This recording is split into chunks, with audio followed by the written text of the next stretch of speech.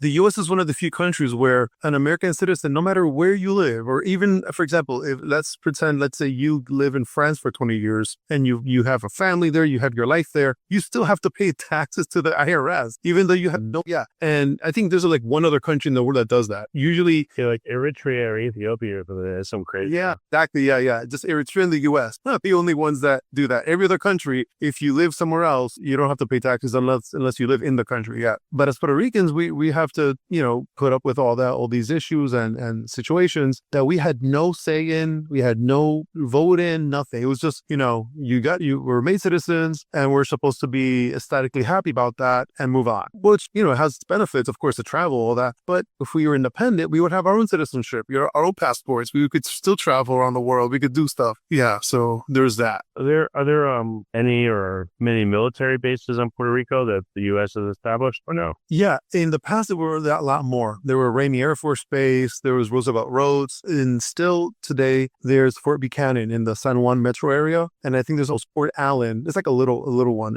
in the south, Fort Allen. So they're still there.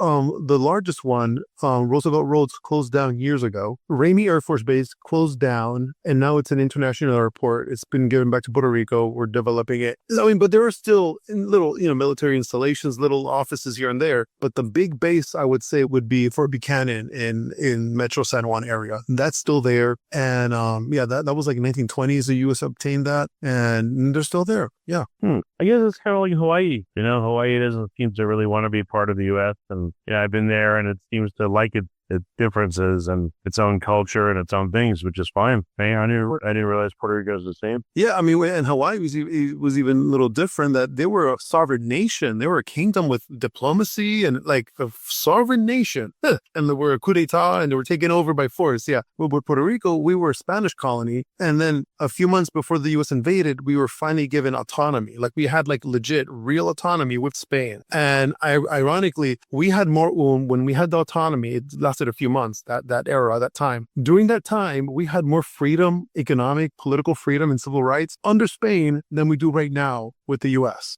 And that's crazy to think that, because Puerto Rico under Spain, I mean, the last few months, we could trade with foreign nations. We had our own like a parliament and everything. And then as soon as the U.S. invaded and came in, they closed everything down. They we had a currency, devalued our currency, then abolished it, made us poor. We had a parliament, disbanded, gone, disappeared, and it was replaced by a Council of Americans. So yeah, I mean, and that's some of the really harsh history that many Puerto Ricans to this day still don't know, because you're not in Puerto Rican schools. They don't talk about that.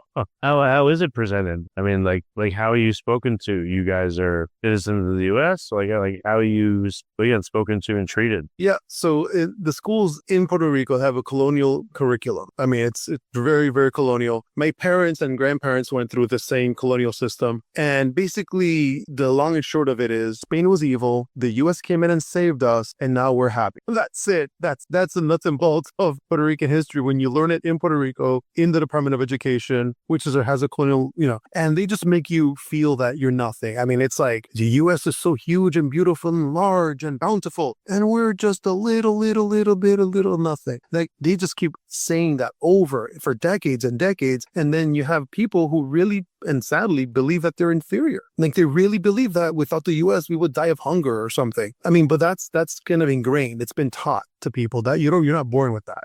It's been told, and you have your grandparents repeat the same message of if we're free, we die.